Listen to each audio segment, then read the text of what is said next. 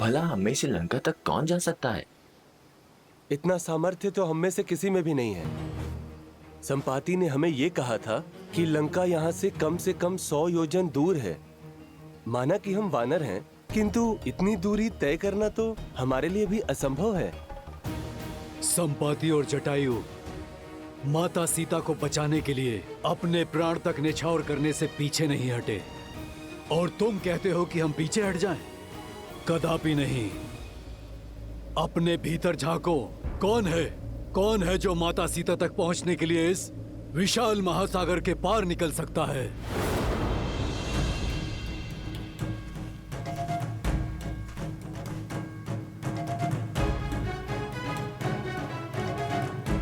जामुन जी, मैं 20 योजन तक छलांग मार सकता हूँ। मैं 40 योजन।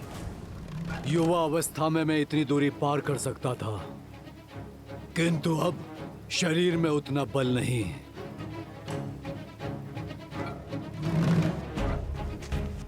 मैं करूंगा ये प्रयास।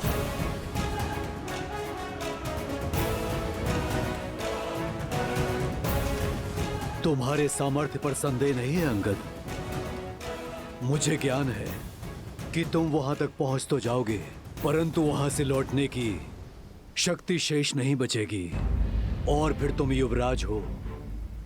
तुम्हारी रक्षा हमारे लिए आवश्यक है, और तुम्हारा यहाँ सेना के साथ रहना भी आवश्यक है।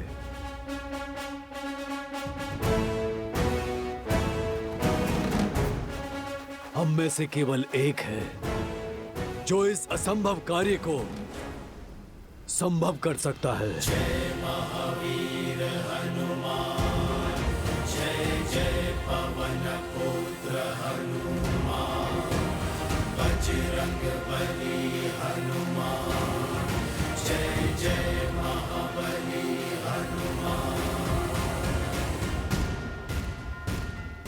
जामवन जी, कहीं आपका संकेत मेरी ओर तो नहीं? नहीं ऋक्षराज, मैं ये नहीं कर सकता।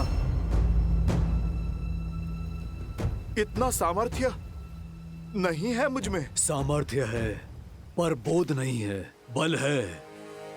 किंतु तुम भूल चुके हो, बुद्धि में तुम्हारा कोई सानी नहीं है। पर्वत को मसान की भांति मसल देने की शक्ति है तुम में। तुम भूल गए कि श्री राम ने क्या कहा था? क्योंकि ये यात्रा केवल सीता की खोज की नहीं, तुम्हारे स्वयं को खोजने की भी है। पात्र हो पर परिचय नहीं है अपना। अपना परिचय जानते हो ना हनुमान? हाँ, मैं हनुमान हूँ, महाराज केसरी और माता अंजना का पुत्र हनुमान। किंतु हनुमान की पहचान और भी अधिक भव्य है। आ जाओ सब, हनुमान के जन्म की गाथा सुनाता हूँ। उन्हें उनकी वास्तविकता का बोध कराता हूँ।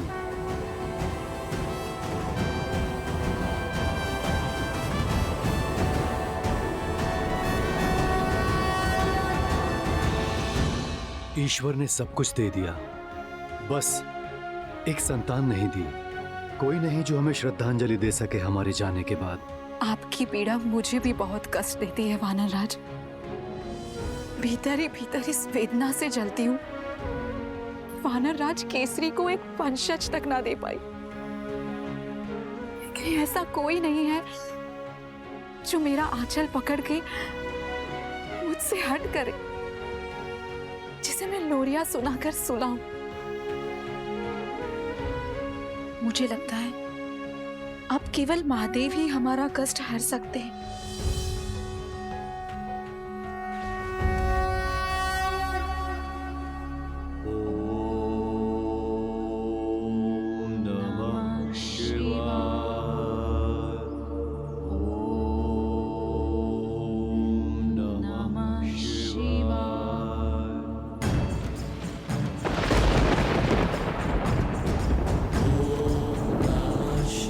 केसरी और अंजना पूरी श्रद्धा से तप में लगे रहे। पूरे 12 वर्षों तक उन्होंने कठिन प्रार्थना की, आस का आंचल नहीं छोड़ा, और उनकी दृढ़ता ने महादेव को प्रसन्न कर दिया। वायुदेव, कृपया प्रकट हो। प्रणिपात महादेव। प्रणिपात माता। आदेश करें, इस दास का स्मरण कैसे किया आपने? क्या अपने वेग में कोई भूल तो नहीं हो गई मुझसे?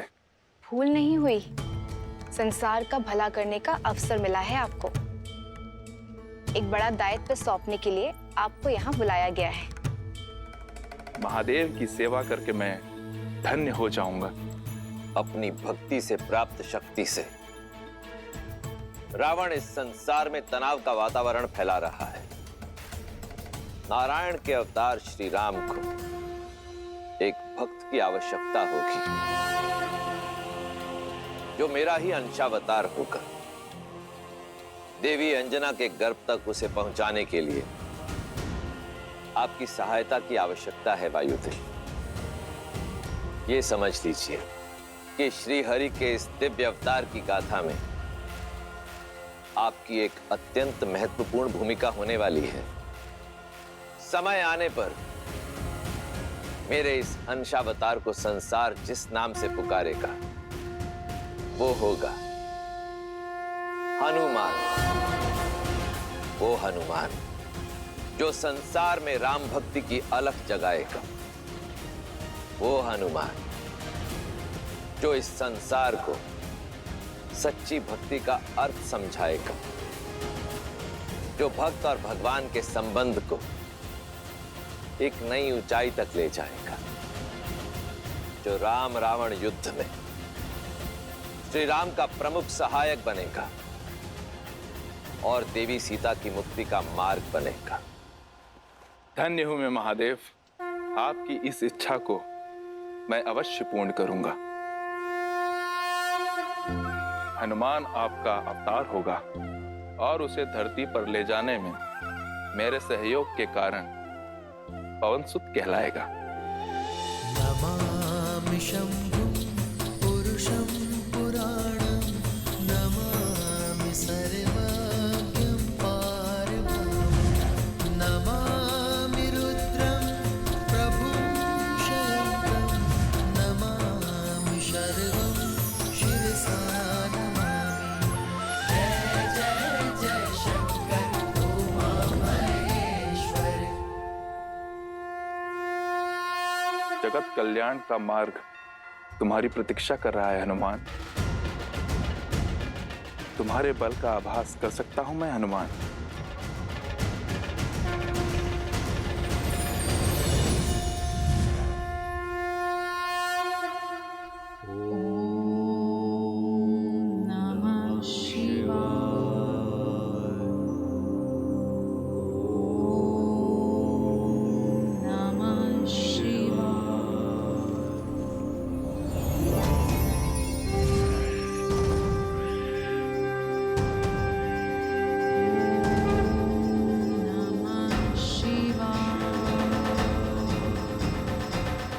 रख सकता तो सदा सर्वदा तुम्हें अपने साथ ही रख लेता, किंतु महादेव का आदेश अडिग है, पास नहीं रहेगा। किंतु तुम्हारा पिता सदा तुम्हारे साथ रहेगा। शंकर सुवन केसरी नंदन, तुम्हारा पिता कहलाने का गर्व मेरे जीवन का सबसे बड़ा धन होगा। पवनसुत,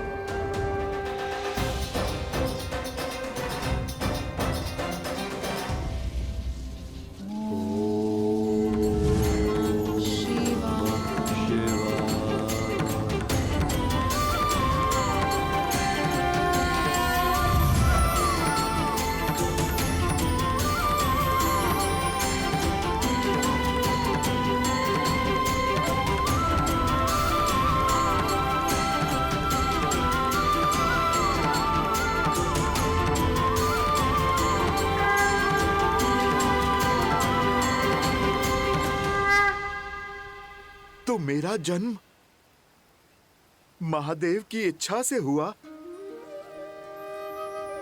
जामवंत जी, मैं महादेव का अंश हूं। अंजनेय होने के साथ साथ पवन सुत भी हूं मैं, और मेरा जन्म प्रभु श्री राम की सेवा के लिए हुआ। इसीलिए सदा मुझे प्रभु श्री राम की प्रतीक्षा रहती थी।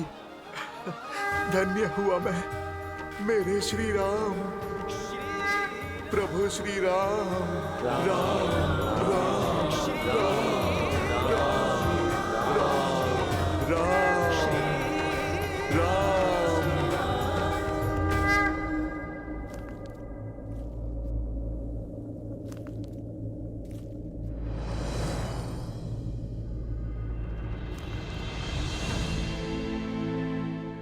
चिंता ना करें मित्र, हनुमान जो दायित्व लेते हैं उसे वो अवश्य पूर्ण करते। बस वही एक आशा शेष है मित्र,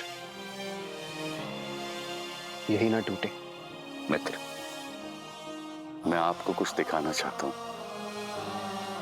वो जो हनुमान ने हमारे ऋषिमुख निवास के समय बनाया था। आई।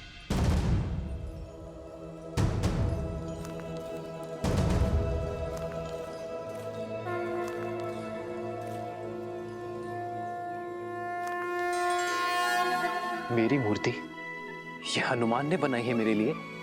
हाँ, बिना आपको देखे आपके लिए हनुमान की भक्ति और समर्पण, उसकी कोई सीमा नहीं।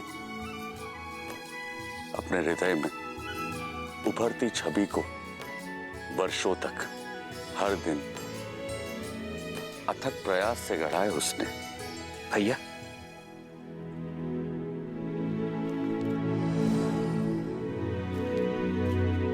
देखो लक्ष्मण, हनुमान ने मेरे लिए ये प्रतिमा बनाई है।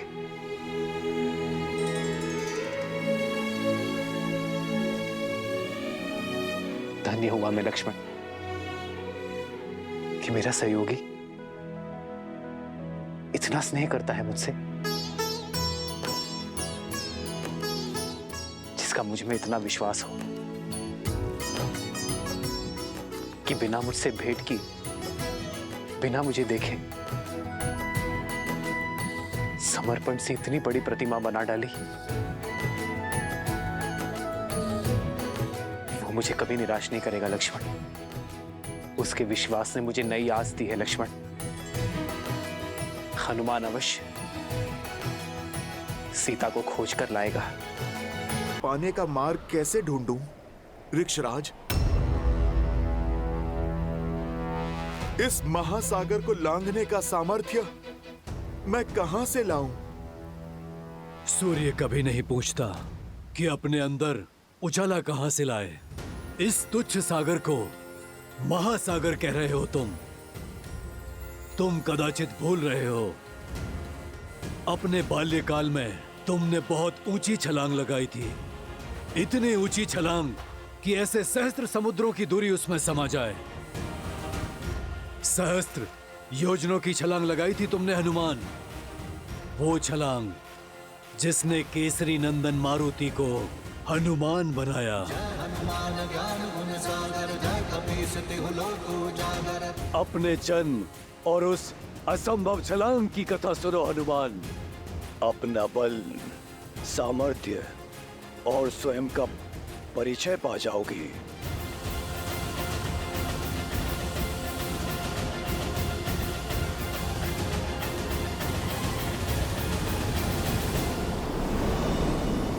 जन्मे मारुति प्यारे,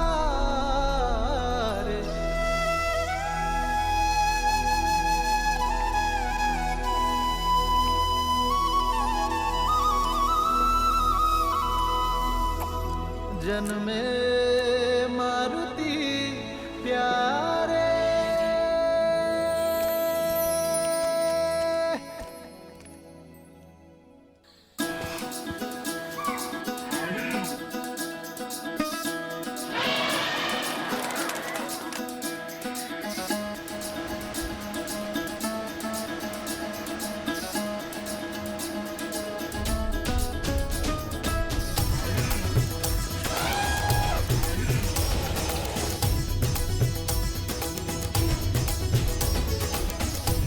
बाजत ढोल है मृदंग पखावज झूमत मन मतवारे मंगल पलिए आया है देखो हर्षित वानर सारे हो जन में मारुति प्यारे शुभ है आंगन द्वारे श्री राम के है दुलारे। ये केवल न केसरी और अंजना का पुत्र है, वायुदेव की भेंट है हमें। मारुत का आशीष है, पवन पुत्र मारुति है, मारुति।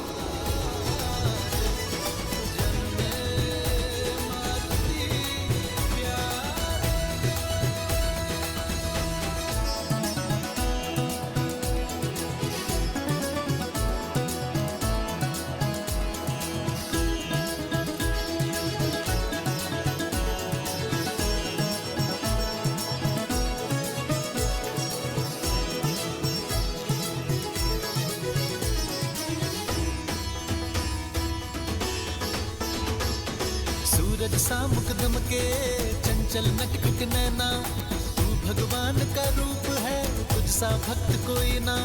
सूरज सा मुकदम के चंचल नटखट नैना तू भगवान का रूप है तुझ सा भक्त कोई ना। देखो तुझे सुर नर मुनि जन जाए वारे वारे बाजत ढोल मृदंग पखावज झूमत मन मतवारे मंगल पल आया है देखो जन में मारुति प्यारे हो जन में मारुति प्यारे शुभ है आंगन द्वारे श्री राम के है दुलारे जन में मारुति प्यारे।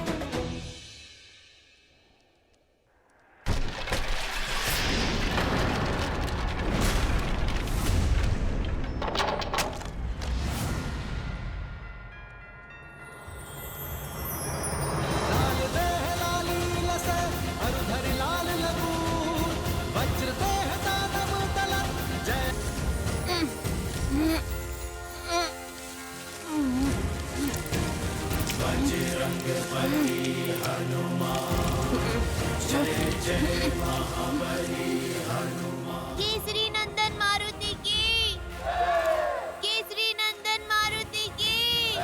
जय महावीर हनुमान जय जय पवन पुत्र हनुमान। पवन सुत और महादेव के अंश हो, वायु की प्रचंड शक्ति और महादेव के अनन्य क्षमता के साथ जन्मे हो तुम, और इसलिए तुमने वो उड़ान भरी जो कोई नहीं भर पाया।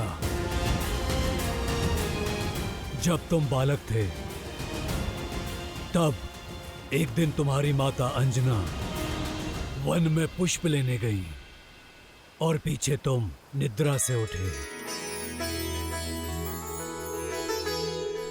और बालक मारुति भूख से बिलखने लगा। माता, माता, भूख लगी है, भोजन दो ना।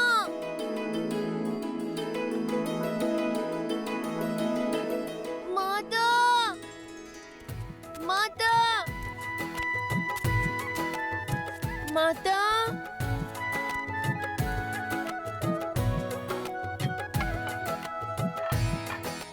भोजन तो नहीं है।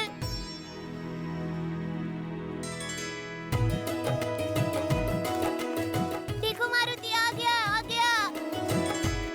अरे मारुति तुम आ गए। हमने कुछ रसीले आम देखे, किंतु वह इतने ऊपर हैं कि हम तोड़ नहीं सकते। क्या तुम तोड़ लाओगे? हम लोग साथ में खाएंगे। भूख तो मुझे भी लगी है, किंतु माँ कहती है स्वयं से पहले सदा दूसरों के बारे में सोचना चाहिए। चलो पहले तुम्हें खिलाता हूँ। चलो।